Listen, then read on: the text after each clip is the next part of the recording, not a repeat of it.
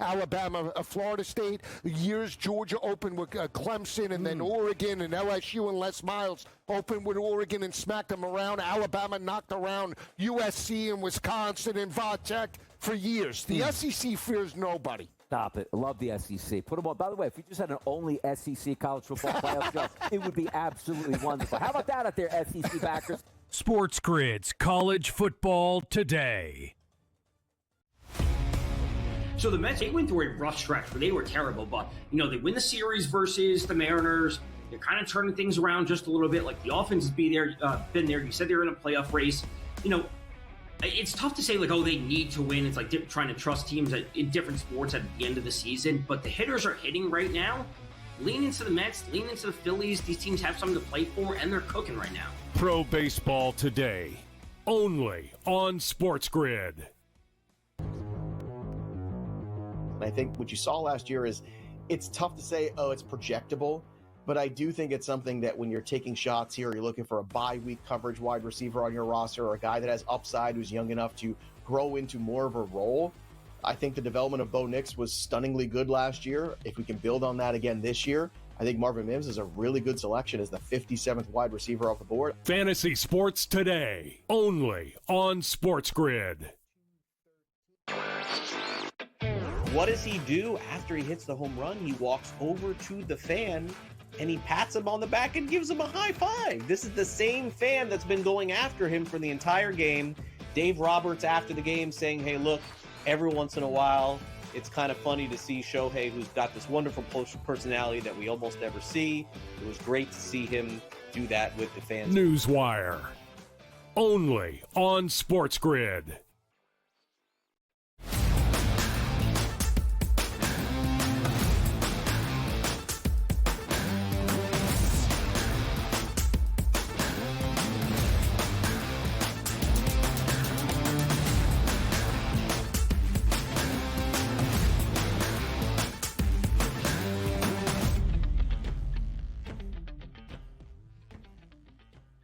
Top of the hour right here on the early line, and Joe Ranieri and Donnie Rightside breaking it all down. Did you know, Joe Ranieri, is it more eyeballs at like the top of the hour than the bottom of the hour? Like most people, hey, it's 9 o'clock. I got to tune into the SportsGrid Network and see what's going down. That's why we got to give you all those hottest topics in the sports landscape that we will do. But also, Joe, big news here on the early line. You might be saying, like, what do you mean big news? What's going on? It's football season. Yeah, it kicks off tomorrow.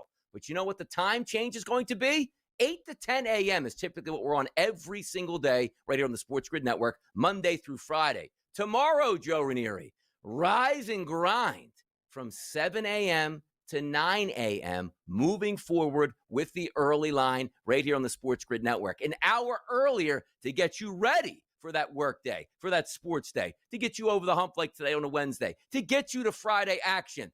Time change, same energy, Joe. Yeah, well, listen, I mean, most people out the door by 9 o'clock anyway, Donnie, heading off to work. So it's the perfect way to catch up, get everything you missed overnight, and get ready for everything that's about to happen during the day, because there's going to be a lot of things to navigate through early on. Wake up call, people. Just got a little bit early, and that's okay. The energy is going to stay the same. The vibes will be ultra high. You're just going to get that information an hour earlier than you typically do with our nice live programming on the SportsGrid Network. And that live programming means the 7 and 7 and the hottest topics across the sports landscape. If you did miss out yesterday and you're just tuning in now, Jackson Dart, your number 2 quarterback in the Big Apple behind Russell Wilson. Jameis Winston goes to quarterback number 3. And again, Joe, the only question is going to be is when there's that QB2 turn into a QB1 for Jackson Dart? Well, as soon as things start going south for Russell Wilson, that is exactly when it'll happen. Joe Schoen, Brian Dable, clearly on the hot seat with the Giants here. They've done a great job managing and game planning for developing Jackson Dart, and that's great. That's good news. But at the same time, the minute Russell Wilson, to me, I don't think he'll get hurt. I think, if anything, if you're going to Jackson Dart, it's because things are going south in a heartbeat there, and that offense just ain't working with good old Russ. He ain't cooking. Then you'll see Jackson Dart. How about that? Jackson Dart moving up the ladder there. Good for him. Hey, when you draft a quarterback and you show some respect there in training camp, play good football here, show up in the preseason games, win the admiration of your teammates, that's how you become the starting quarterback, and that team will follow you. And that's a tough town and a tough city to do it in. We'll see how quickly Jackson Dart assumes that QB1 role from Russell Wilson. Gabe Davis, who says you can't go home? Well, Gabe Davis says, I'm going home. Signs to the practice squad of the Buffalo Bills. More veteran help, veteran leadership in that locker room for the Buffalo Bills campaign on a possible Super Bowl run in 2025. Yeah, it's good to see him back. I know he had some knee injuries, but he did spend the first 4 years of his career in Buffalo. Now he's going to be on the practice squad, and I don't think it'll be long before he's a big favorite target there of Josh Allen. He loves the guy, so don't be shocked if he is on the roster sooner rather than later as well. How about this? Jerome Ford resumes the number one running back position in Cleveland. Now, it used to be we thought this was going to be Nick Chubb for the next 5 to 6 years. Great running back. That knee injury, just too tough to come back from. So it looks like it's going to be Jerome Ford in a year that I don't have a lot of expectations for the Browns, where it's like, hey, get excited. Flacco's your quarterback and Jerome Ford's your number one. Oh, really? What's that equate to? 5 wins, Joe? Yeah, well, it's going to be important that he continue, and he did a great job in replace of Nick Chubb when he ended up getting hurt. They had to bring this guy in. He was like number 2 or 3 on the depth chart, and all their running backs kept getting hurt, but this guy can absolutely run the ball, and they're going to need to run the ball in order to protect Joe Flacco. So, yeah, kudos to him. He absolutely is worthy of RB1. Dodgers lost yesterday, but good for them. The Padres also lost yesterday, but not lost in the actual game itself, with Shohei Ohtani ripping his 100th home run in a Dodgers uniform during an MVP season once again. Hey, man, they're hitting at the plate, but it just seems like the Dodgers right now, that bullpen and starting pitching staff isn't adding up to victories right now. But Ohtani, that guy can play some ball out there, Joe. Yeah, no, he can. I mean, only 100, you figure like, wait a minute, 100 home runs. How long has he been with them? I mean, let's be realistic here. He's only been with the Dodgers, what, a couple of years now? This is the second year. Yeah. He's got 100. He's got 100 bombs with him in less than 2 seasons. Like, come on, unbelievable. He'll have just as many strikeouts too. If he continues to pitch here, Donnie, at some point over the next couple of seasons as well. We're going. Wait a minute. He's got how many strikeouts and home runs with the Dodgers? Yep, and he leads off, man. So he's going to get more opportunities to hit home runs, more opportunities to strike out, more opportunities to rack up RBIs, base hits. You get it. He is the MVP. He will win that this season. I'll tell you another guy for, somebody writing down for the future. It's the New York Mets. They picked up a win 12-5 yesterday, and their offense was fantastic. But Nolan McClain, another great start for the Mets. 4 starts, 4 great starts. 6 innings pitched, 2 earned runs yesterday in a Mets victory, and a tough spot to play in Detroit against a team with 80 wins. Kid looks good, man. He does. I mean, unreal. And the only question I have for the Mets is, what took you so long here? The kid is absolutely lights out. And that's a pretty tough place to go into, Donnie, in that spot. After they lost the game the night before, Detroit was hungry. And what does he do? He comes out there and he shuts that team down. It's an 80-win team. That was pretty impressive by this kid. Joker, no, we're not talking about the NBA. We're talking about tennis here. Gets a victory here and advances and knocks out the last American at the U.S. Open in Taylor Fritz. Gets a little jeers and some cheers from the crowds here, and away we move on, one step closer to the U.S. Open and getting back to maybe a final. Yeah, can you believe it? The old man still cruising, working his way, but will he be able to get by, who?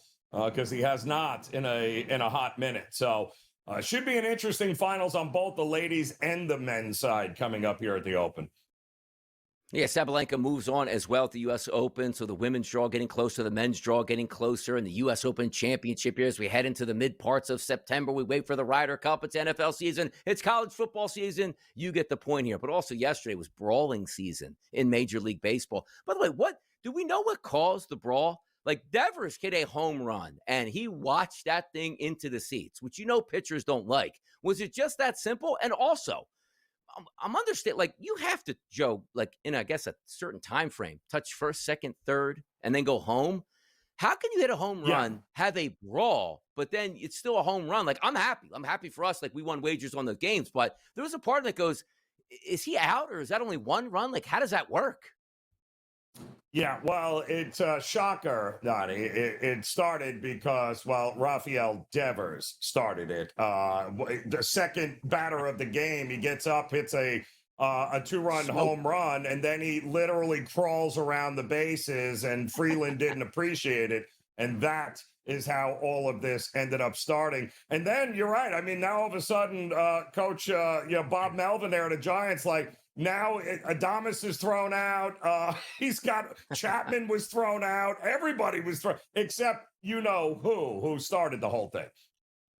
It's funny, too, because if you didn't understand the actual game flow, I was looking at it through my phone at first. I'm like, why is there such a delay? And why are we getting pitch hitters right away? Oh, the pitcher got thrown out for some reason. Maybe he hurt himself. But no, turning out and seeing a brawl was absolutely hilarious to let that one play out. Just the way it is sometimes in baseball. We don't get a lot of good fights and a lot of good brawls and anger, specifically from two teams that aren't going to the playoffs. So good on them for showing that moxie last time. But it's good to see a little bit of a brawl and that little bit of that passion here, right? I loved it. I agree. I mean, they're very much in the wild card hunt. Friday night football, Joe. Did you know we spent a lot of time on Thursday, but there is a big time Western tussle going to happen in Brazil. We'll get to it next.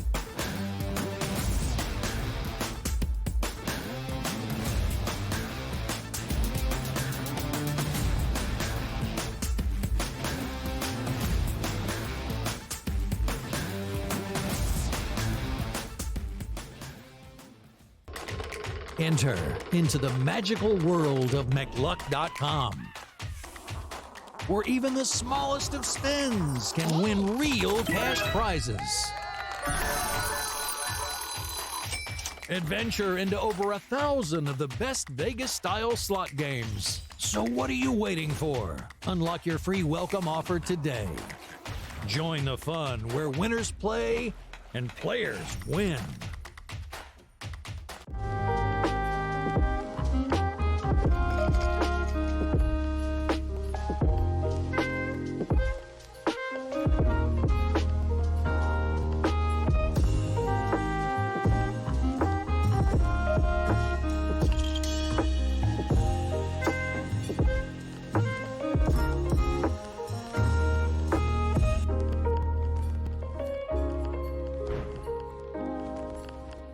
We're going to go through every single thing, and I've got a great team behind me that's going to help me get the job done. I want this to be the place that people come to. There is going to be an energy to game time decisions that you will feel night in and night out. We are going to hit every single one of those markets that you need to know about. We will have everything at our disposal, and we will use that to our advantage. There is not going to be a better place, I promise you, than Game Time Decisions. I'm Kevin Walsh. Tune in to Game Time Decisions weekdays on SportsGrid.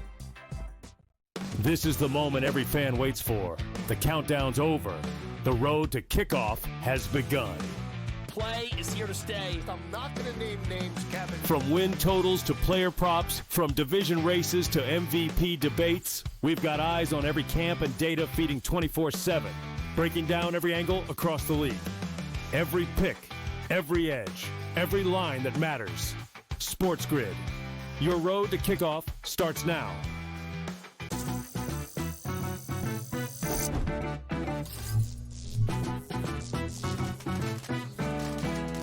Did you know sportsbooks tend to draw up tighter bet lines for events that get even more bettors, like championship games or major matchups? My tip, try betting on less popular sports. You might have a better shot at beating those odds. Now, go get lucky. See you in Las Vegas. Let's get lucky.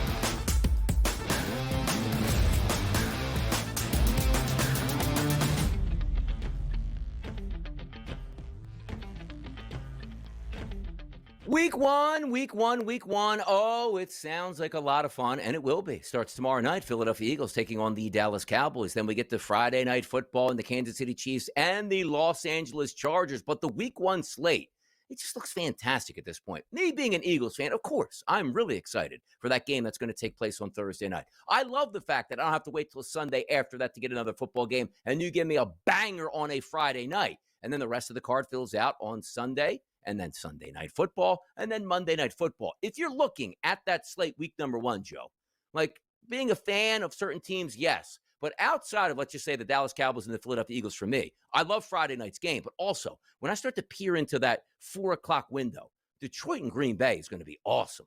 Baltimore Ravens, Buffalo Bills, fantastic. Is there a certain game, Joe, these guys, you know what? I don't care what I'm doing or what games I'm betting. I got to sit down and watch this game this weekend. Well, I mean, there's a lot of very interesting ones here. I think the Washington Giant game is going to be extremely interesting. I know that McLaurin, who signed the new contract here a couple of weeks ago, right? 3 years, $87 million. And everyone is just expecting unbelievable things from this Washington team. And meanwhile, they're expecting nothing from the Giants. But I think the Giants are very much alive in this game. And I think they're very much alive to maybe win some games they're not supposed to. I'm not necessarily buying all the hype with Washington, but we'll see. We'll know a pretty good idea, a good litmus test with these two teams coming up on Sunday. I'll tell you, good litmus test going to get off right off the bat, and that's Friday Night Football. That is the West, the AFC West, and that's Patrick Mahomes, and it's Justin Herbert. Neutral site game, which if you're Kansas City, you got to love. You don't have to go to Los Angeles in front of their crowd.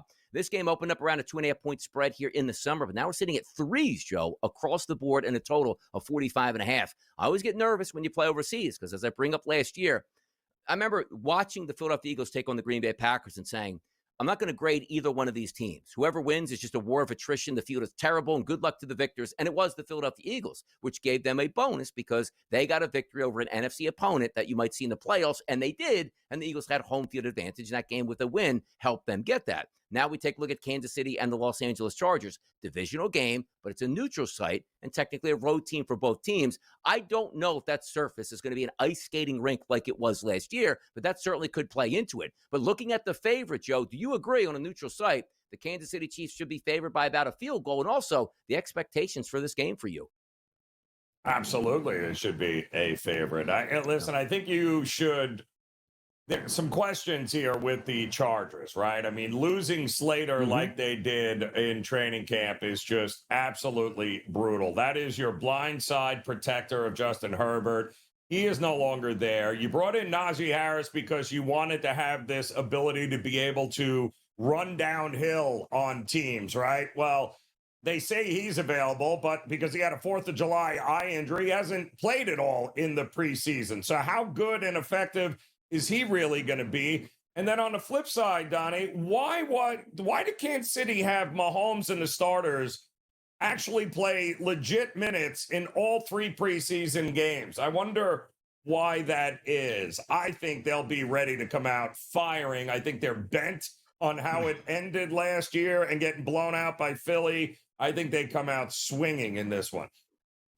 Yeah, ticket count pretty close, too. 55% of the tickets coming in on Kansas City as the favorites in this one, and a total that's listed at 45.5. But I'm just interested to see how that field conditions add up, because I always like to joke around, and it's true. Like, you play the Kansas City Chiefs in a Super Bowl where you can't get a pass rush, Kansas City moves the football. You play the Kansas City Chiefs in a place where defense can get footing in a pass rush, you can smash the Kansas City Chiefs. But also understand this, a lot of changes made on that Chargers team. That defense doesn't look as formidable as it has in the past couple of years, and it's a shame that Rashee Rice is down, because if he didn't get suspended to weeks 4 or 5, I would like to get a look at that trio and what we can expect there. Kelsey, you're probably going to be the best version of himself early in the season as opposed to later in the season, but I do think the Kansas City Chiefs end up winning that football game, which then brings us up to, if the Chiefs do win, they get a leg up on the Chargers. And you're looking at the divisional standings here in the odds race, it is the Chiefs as a favorite at a -110 price. That's low. It's always been way higher than that, which means the Broncos, Chargers, and Raiders with legitimate chances to win the division. Well, maybe not the Raiders so much, but looking at the Chargers and the Broncos,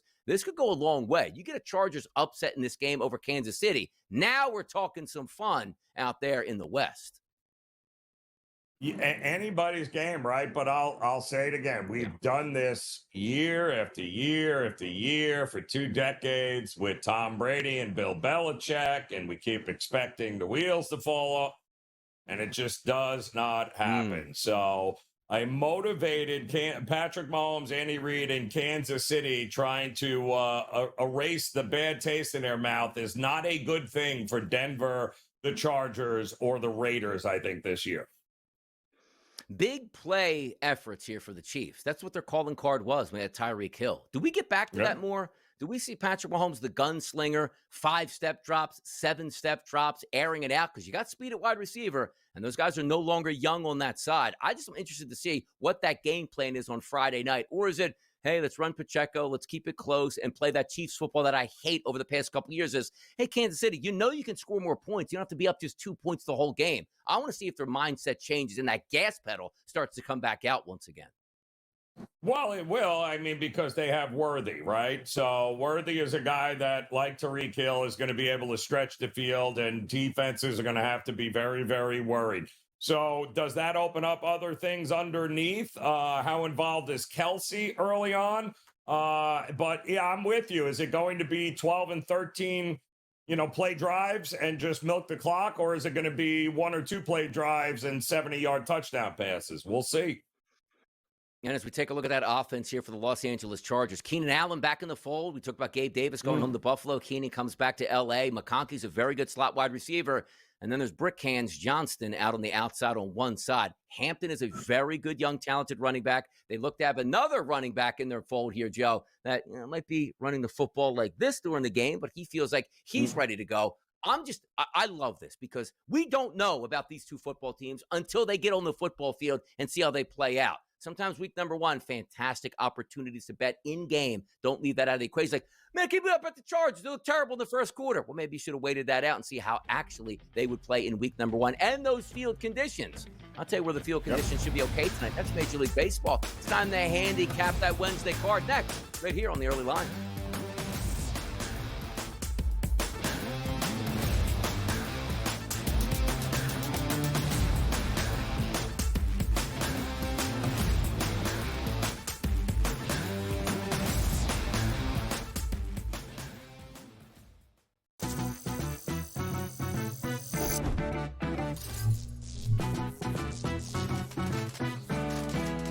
Want to play roulette? Here's a tip. European roulette has a lower house edge than American style.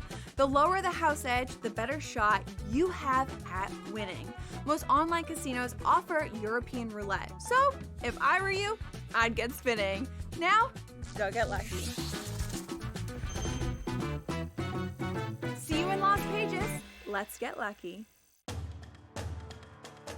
I don't like it. Does he think he's playing on the opening kickoff? Does he want to get a handoff at that point? I mean, he's involved in the program. Here's the problem with James Why do coaches even run out with the football team? Like, Andy Reid doesn't run out with the Chiefs. Yeah, but it's the NFL. This is college what about kids. High school, college basketball? Do those They're guys like a run out father figure. Well, they used to be like a father figuring. Now the kids are making more than the coach. SportsGrid's College Football Today.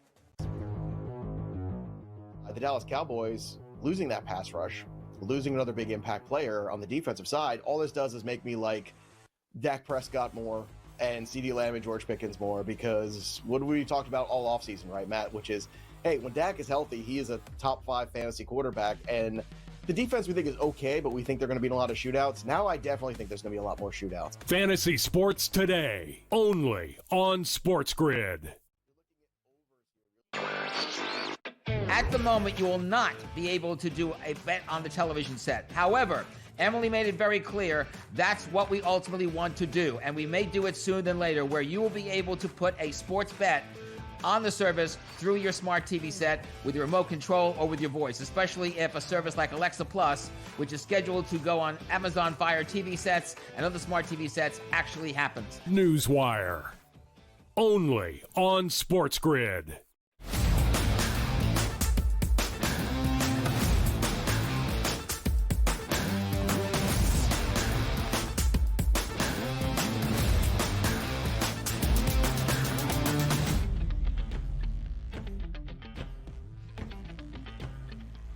While you're waiting to go to sleep tonight like it's Christmas Eve and waking up tomorrow morning on a Thursday, understand the NFL is back in your life for real.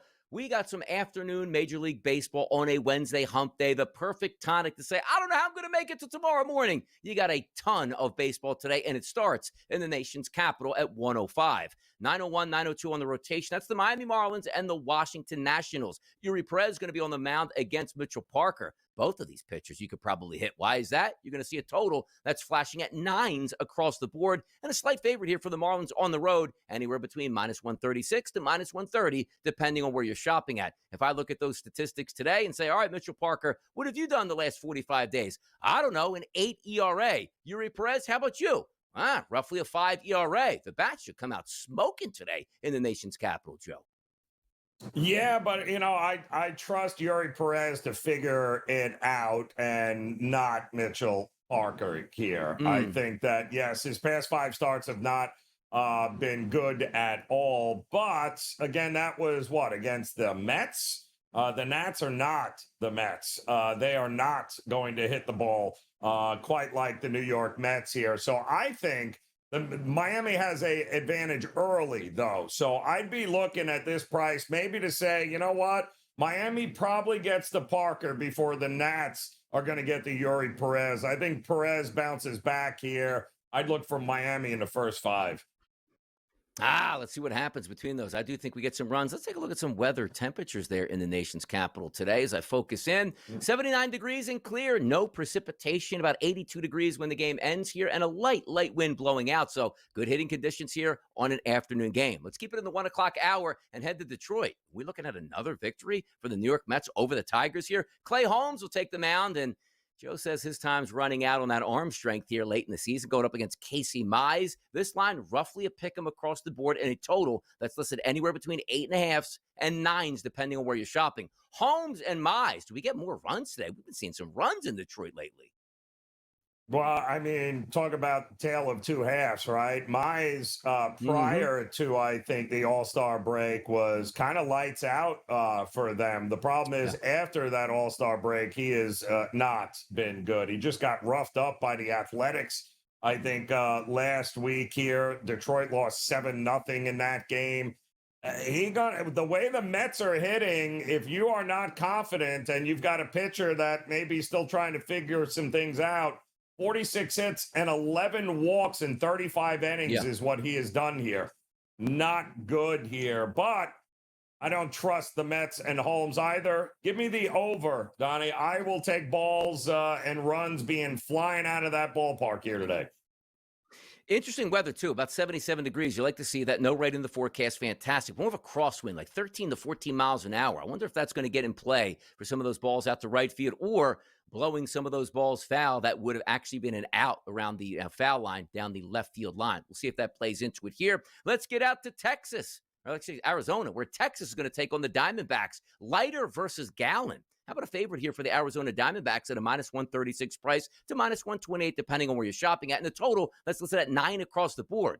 Can Texas continue to make a run here in the month of September and put some pressure on the Mariners and the Astros, who aren't playing great baseball, Joe? No, they're not, but they are feisty at home, right? And I did like them yesterday, and unfortunately for Texas, they were 0 for 9 with runners in scoring position, hit into not 1, not 2, but 3 double plays in that game, and that was enough for Arizona to be able to get it done. Leiter has been, he's been good here, but he has been better at home in Arlington than he has been on the road. Which Zach Gallen shows up, your guess is as good as mine here. But if it ain't broke, don't fix it. I still think runs are coming here. I might look at the over in Arizona. Yeah, it's been tough this year to see what Zach Gallen's getting here. Also, what's tough is the San Diego Padres better get a move on here if you want to catch the Dodgers. Povich, the lefty, versus nasty Nestor Cortez, another lefty for the Padres here. This total sits at 8 to 8.5, depending where you're shopping at, and a heavy favorite for San Diego. Do we trust San Diego around that minus 165 price point, Joe? Well, I don't know how you can try. I don't know how they lost the first 2 games in a series is beyond me. So now they are going to need nasty Nestor to have a quality start here. I believe he's only lasted, 3 innings against Minnesota last time out? That's not going to cut it. This bullpen's getting a little taxed right now for the Padres. We'll see what happens. They need a victory because after the break, we're going to take a look at a team here in the Pittsburgh Pirates that did some damage yesterday at the plate against the Dodgers. You know who's on the mound today for those Los Angeles Dodgers? It's one Shohei Ohtani at the plate on the mound. Can he rescue the Dodgers? Come back and find out. We'll handicap that game and much more next.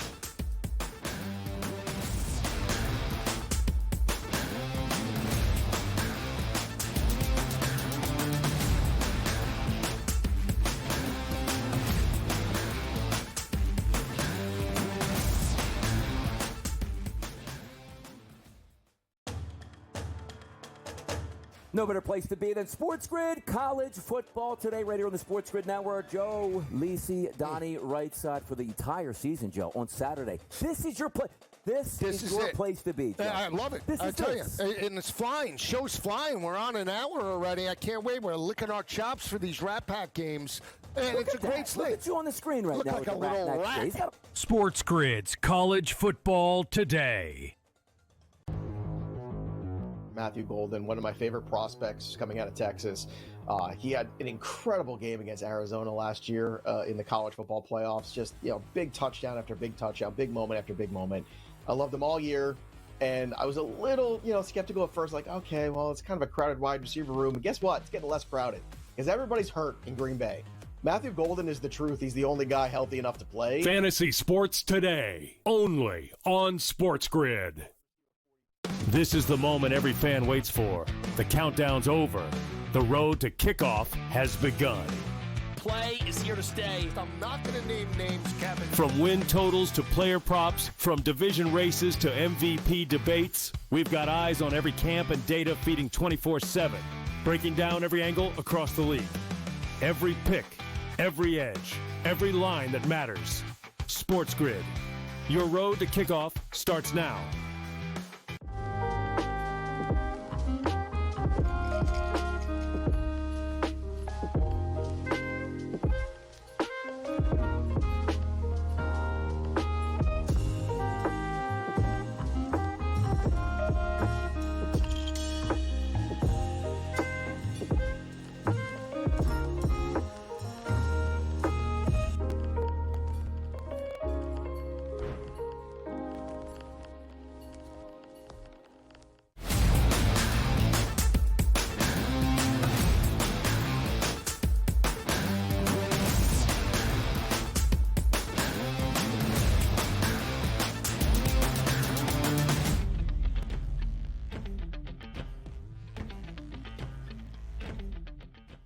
Shohei Ohtani's on the mound, and the analytics crowd absolutely giving a standing ovation. Today in Pittsburgh, it's Ohtani going up against Ashcraft, 903, 904 in the rotation, a 640 start, a heavy favorite for the Dodgers, anywhere between minus 172s to minus 180s, depending on where you're shopping at, and a total that's listed at 8 runs. The reason I say the analytics crowd loves Ohtani, look at his last 45 days. His ERA is a 5.40. That's terrible, but his Ks per 9, 13.11. His XFIP number, microscopic, 2.37. Sierra, best on the card today, 2.64. Is Ohtani enough to overpower that Pirates lineup today and give them an easy victory for the Dodgers?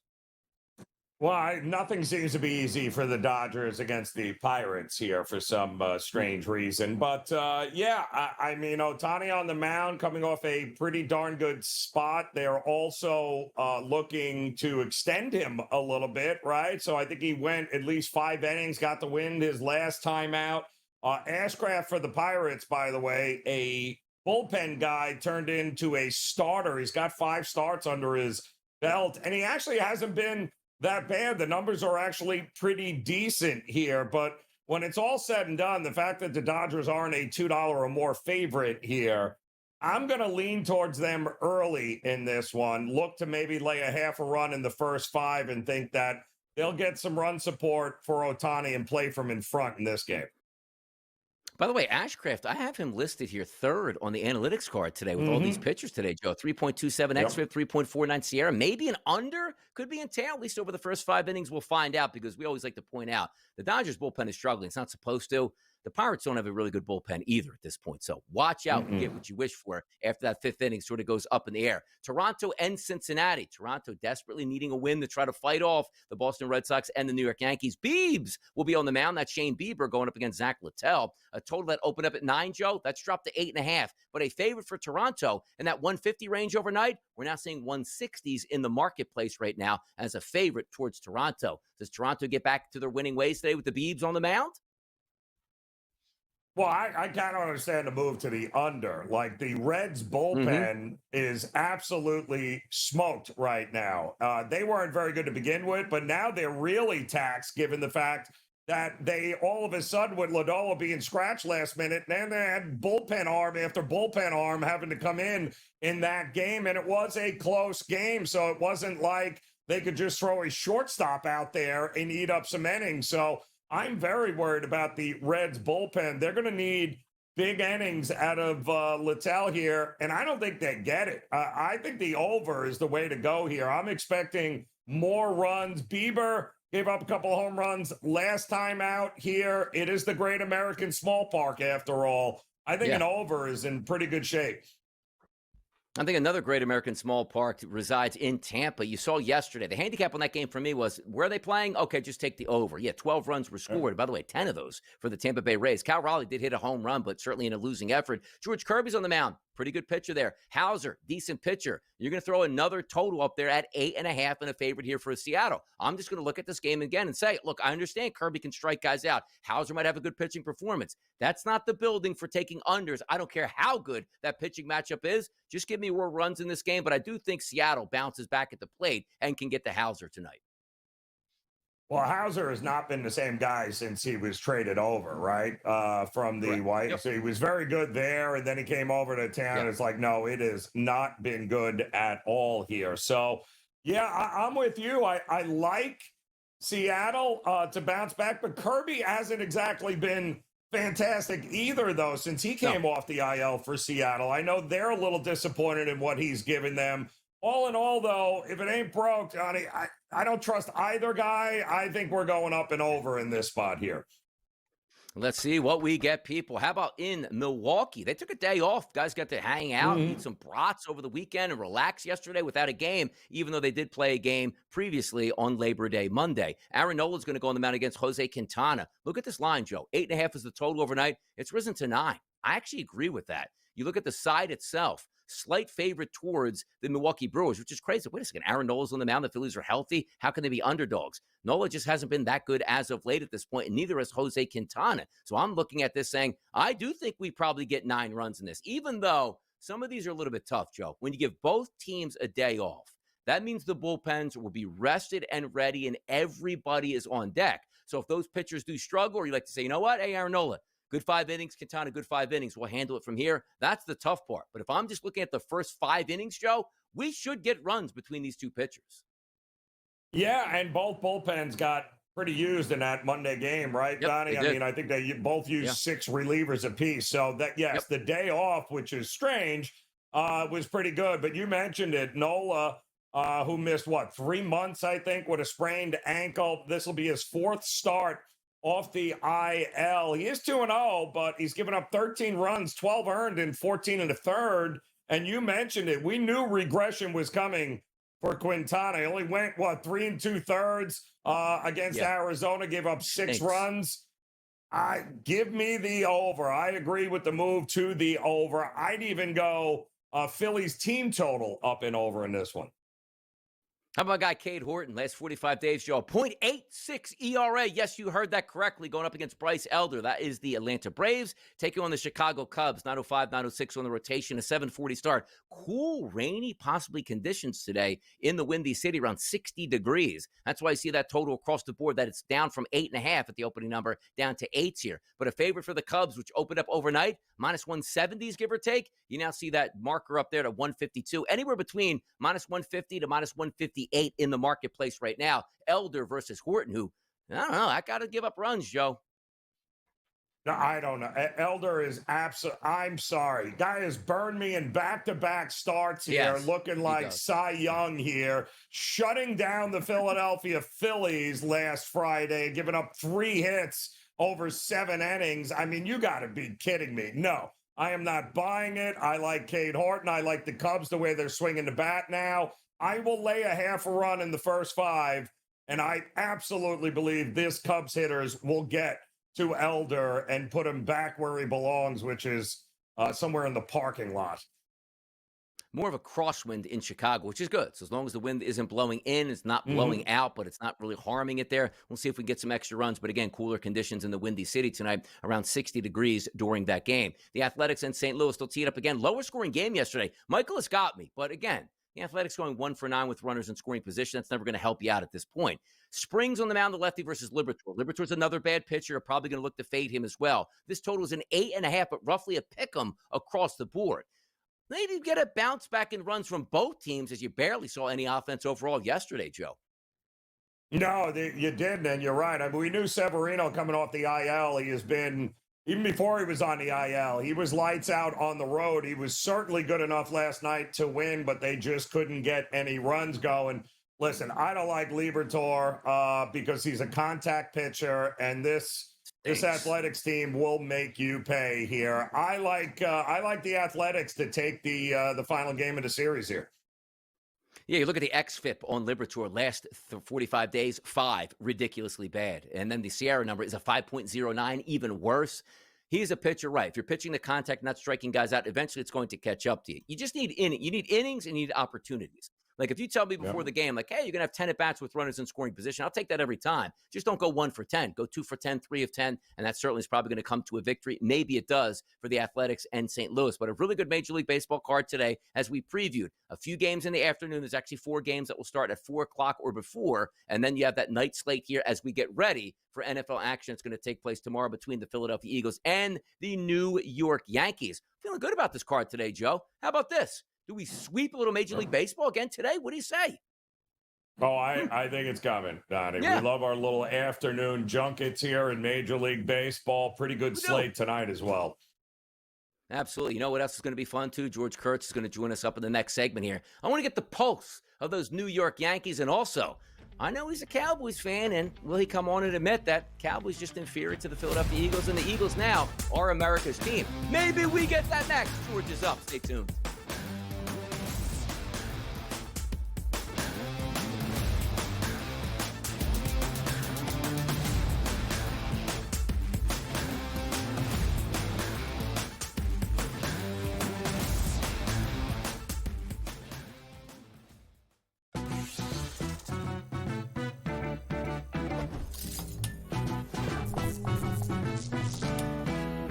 Guess what, golfers? Vegas isn't just casinos and pool parties.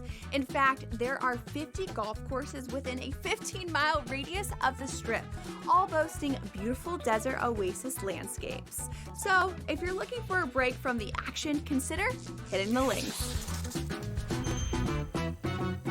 See you in Las Vegas. Let's get lucky.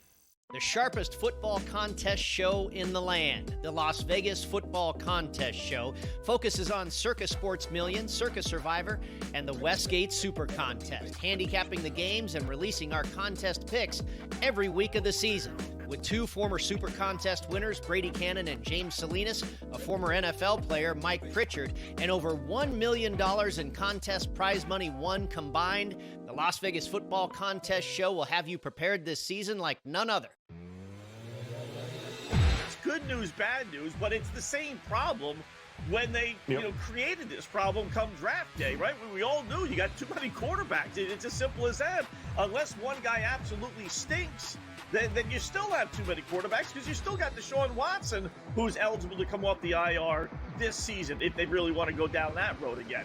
In-game live, only on SportsGrid. This is the moment every fan waits for. The countdown's over. The road to kickoff has begun. Play is here to stay. I'm not going to name names, Kevin. From win totals to player props, from division races to MVP debates, we've got eyes on every camp and data feeding 24/7, breaking down every angle across the league. Every pick, every edge, every line that matters. SportsGrid. Your road to kickoff starts now.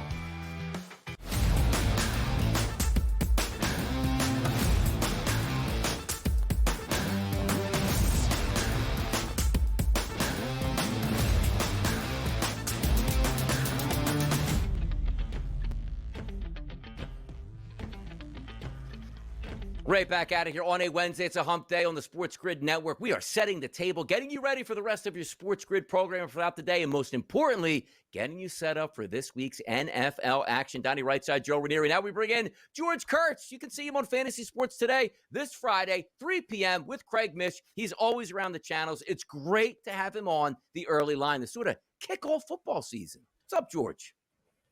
What's up? You mentioned, 34 hours and change now till the Cowboys and Eagles will kick off tomorrow night here, and then pretty much tell them I'm going to be a miserable human being. I can't wait to wait it happen here. And again, starting in the land of the Super Bowl champions, and away we go, George. Let me ask you this question right off the bat. The talk, obviously hot topics on the Dallas Cowboys. We saw that line over the summer. Let's call it 6.5. We're now over the touchdown threshold. 8s and 8.5s are in the marketplace. Micah Parsons isn't there. Jerry Jones says they're a better football team now. Your expectations for the Dallas Cowboys on Thursday night and then playing into the regular season? Listen, I think when you look at the Dallas Cowboys, even if they had Micah, they were unlikely to be a playoff team, maybe a last wild card team at best, right? They weren't going to compete with the Philadelphias, Detroits of the world in the NFC. That wasn't going to happen. They weren't really built that way. Now, without Micah, theoretically, the run defense should be better. Kenny Clark should make them better, but that's about it. This team doesn't have much of a running game here, right? I think when you look at the Cowboys, you're looking at a team that's going to score a lot of points. So you're looking at Dak Prescott props, right? His passing props should get there. His passing attempts should get there. CeeDee Lamb, George Pickens should have good years. Same thing with Jake Ferguson. But that's what you look at. You're looking at points coming in these Dallas games. Look for the overs there because they're not going to win games 17-14. They're going to have to win them 35-31. Just the way it's going to be for the Cowboys this year until Jerry Jones can fix the defense there without Micah. But that was true even with Micah. It wasn't going to make much of a difference, not this year here. So I don't expect things to go well for the Cowboys tomorrow night, even with or without Micah. You're playing Philadelphia. They're getting the rings, raising the banner at home Thursday night, first game of the NFL season. Bad place to be. Yeah, I mean, but they did get a pretty good run stopper from Green Bay, all things considered. It was their bugaboo from a year ago, right? The secondary is going to be a little bit better than it was last year. You bring in Eberflus, who, as a head coach, we know, total disaster. But as a DC, George, you gotta give the guy some credit here, man. And how exactly tight is this Philadelphia offense going to be right off the bat here? I don't know. We do know Dak loves the NFC East. He's got a great record against them. Is this really a blowout here in game one in this spot? I don't think it's a blowout. I think Dallas could get a backdoor cover as well, by the way. Now, you're right. Dak Prescott against the Eagles, Giants, Commanders, his record's fantastic. Generally, he does play very well. But the bugaboo for Dak has been doesn't play well in big games. So what do we believe tomorrow? It is an NFC East, but it's also a big game, right? I mean, it would be open the NFL season. It's where Dak generally doesn't play well when the spotlight is on him here. The offensive line is a work in progress. That Eagles defensive line is good, really good here. It may not be New York Giants good, but it's good. So I think they'll put pressure on Dallas. Tyler Guyton looks like he will play tomorrow. All right, so will Trayvon Diggs, it looks like. Once again, they're trending in the right direction to play tomorrow, so that should help the Cowboys there. For the Eagles, their offensive line also been a little banged up this offseason here, but looks like Dickerson is going to play as well. So both teams are about as healthy as they can be entering game one here. Honestly, I wouldn't show you Dallas got a backdoor cover. They score a touchdown late, and they cover the I got it at 7. Maybe you're at 7.5, 8, whatever it might be here. So it wouldn't shock me there. Still, if I'm betting this game, maybe I don't want to lay 8, 8.5 here. I think it's a good parlay opportunity. Take the Eagles. Plenty of baseball tomorrow night. You know, I'm going to be one who's going to take the Eagles, and I'll find a baseball game I like to parlay it. Put it with there. I liked it, George, man. Looking for extra options. And by the way, Dak Prescott, when he's played the Philadelphia Eagles in the regular season, he's a pretty good quarterback. They got some weapons out there. The Eagles still looking for that third quarterback to step up. Maybe they have some advantages in that secondary. We'll certainly find out. But I want to talk some Yankees baseball with George here because the Yankees are in an interesting position. First place for the majority of the season, slipping back. Oh, no, we're going to make the playoffs. Now starting to charge back up with the Boston Red Sox to try to take down the Toronto Blue Jays. Yesterday's game, you got 7 runs after Framber Valdez sort of had an implosion with his catcher, which was interesting in the least, but they're going to take on the Astros again tonight. George, tell me about the Yanks. Is there a chance that they can get back in the race? I don't mean making the playoffs. They'll do that for me, but getting back in the race where they can actually win the AL East. I think there's a chance at that. Sure, we're going to find out a lot over the next 2 weeks, right? I mean, we sort of poo-pooed last week. Oh, you beat the Nationals. Oh, you beat the Chicago White Sox. You took 6 out of 7. We all knew their next 12 games, now 11 games, were against the Astros, Blue Jays, Tigers, Red Sox. 4 playoff teams. and you had a combined record of 7-19 against those 4 teams. All right. Yeah, you blew out Valdez last night, and that was very interesting, by the way. The cross up with the catcher there after what happened there. I think he hit him on purpose, by the way. I do think he did it on purpose, but I like thinking like that. But that was great. But the Yankees generally do beat up Valdez somewhat there. They've had good success against him in the past, although they did lose to him on Old Timers Day here. But what's going to happen over the next 11 days, right? All right. So I think we'll find out if they go. They have 11 games. They go 4-7 next 11. Well, we know. Listen, they're not just not going to do it. They can beat bad teams, can't beat good teams. The definition of an average team. If they go the opposite here, they go 8-4. Maybe they are a threat here. Maybe they are a threat. If they can't catch the Blue Jays, they run a collision course with the Boston Red Sox for a 3-game series, right? And that means you got Crochet, right? You're going to face him game 1. That's not going to be easy for the Yankees, who I think have scored 1 run in 2 starts against him this year. So they're going to have some issues there, but. Is there a chance? Yeah, because the Blue Jays, that bullpen's not very good, right? They have holes there. It's got some issues there. There's no great team in the American League. Yankees have holes, Jays have holes, Red Sox have holes. Every team can be beat. It just might come down to who's hot at that time.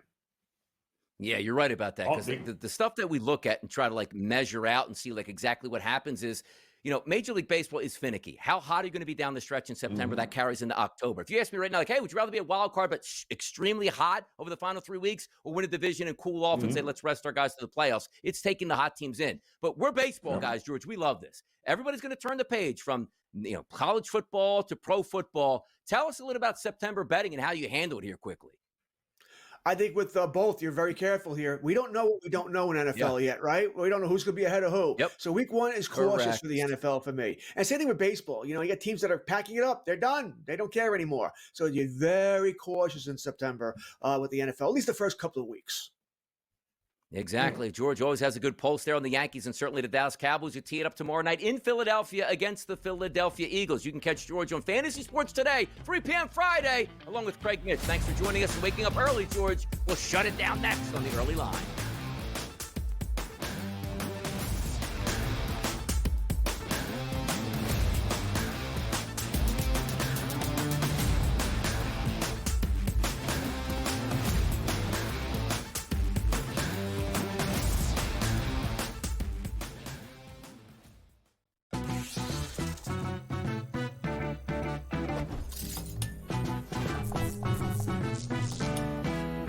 Guess what, golfers? Vegas isn't just casinos and pool parties. In fact, there are 50 golf courses within a 15-mile radius of the Strip, all boasting beautiful desert oasis landscapes. So, if you're looking for a break from the action, consider hitting the links. See you in Las Vegas. Let's get lucky. The sharpest football contest show in the land, the Las Vegas Football Contest Show, focuses on Circa Sports Million, Circa Survivor, and the Westgate Super Contest, handicapping the games and releasing our contest picks every week of the season. With 2 former Super Contest winners, Brady Cannon and James Salinas, a former NFL player, Mike Pritchard, and over $1 million in contest prize money won combined, the Las Vegas Football Contest Show will have you prepared this season like none other. It's good news, bad news, but it's the same problem when they created this problem come draft day, right? We all knew you got too many quarterbacks. It's as simple as that. Unless one guy absolutely stinks, then you still have too many quarterbacks because you still got Deshaun Watson, who's eligible to come off the IR this season if they really want to go down that road again. In-game live, only on SportsGrid. This is the moment every fan waits for. The countdown's over. The road to kickoff has begun. Play is here to stay. I'm not going to name names, Kevin. From win totals to player props, from division races to MVP debates, we've got eyes on every camp and data feeding 24/7, breaking down every angle across the league. Every pick, every edge, every line that matters. SportsGrid. Your road to kickoff starts now.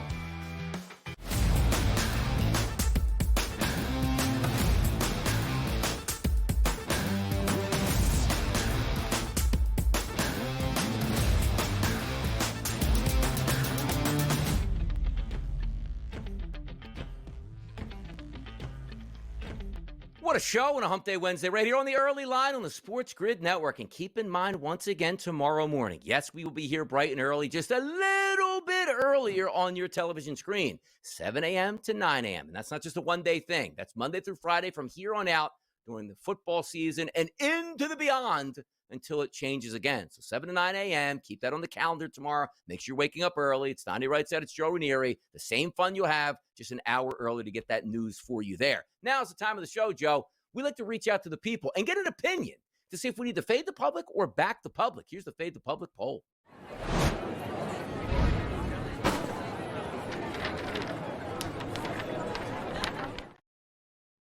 Simplicity, Joe, that's what we love. And at the SportsGrid Network, at SportsGrid on X, we asked the question today of our Fade the Public poll. That question, will Aaron Rodgers and the Steelers defeat the Jets in week number 1? Did you know that Aaron Rodgers and the Jets are traveling to the Meadowlands to play the New York Jets in week number 1? Well, they are. I think the public's getting it right now. The yes button was smashed 68% of the time compared to the no button at 31%. I agree. I'm not fading the public. I think the Steelers are a better team. Not saying the Steelers would be great this season, but better than the Jets week number 1. I said yes. I backed the public, Joe. You really? Is this what you had to do? You had to put me in the spot. The only Jet fan here in the area, and you want me to comment on whether the public is wrong in backing. Of course they're wrong backing Pittsburgh. Are you guys out of your mind? So I get I get a home dog catching a field goal when I've got two teams that are built from the defensive side to the offensive side, only I have the younger and more athletic quarterback, while you got a 42-year-old stuck in the mud that's going to get absolutely destroyed. Yeah, I'll take the points with the home dog. I'm fading that public here, Donnie. Wait, what are we running? 50 times in this game for the Jets? By the way, I will take, to be honest, if good pass rush, that certainly is going to be able to get home for the Steelers. That means more opportunities to run out of the pocket for Justin Fields. That's the action that I want to take this Sunday at 1 o'clock. But a fun public poll there. Aaron Rodgers returns home to a team where he didn't do much for when the expectations were really high for the Jets. Maybe the Jets can repay that favor and say, aha! This is why we sent you packing and on your way, buddy. New regime in town for the Jets. We'll see if it works out in week number 1. Now let's get to some bets for the day, which were 2-0 yesterday. It's bye.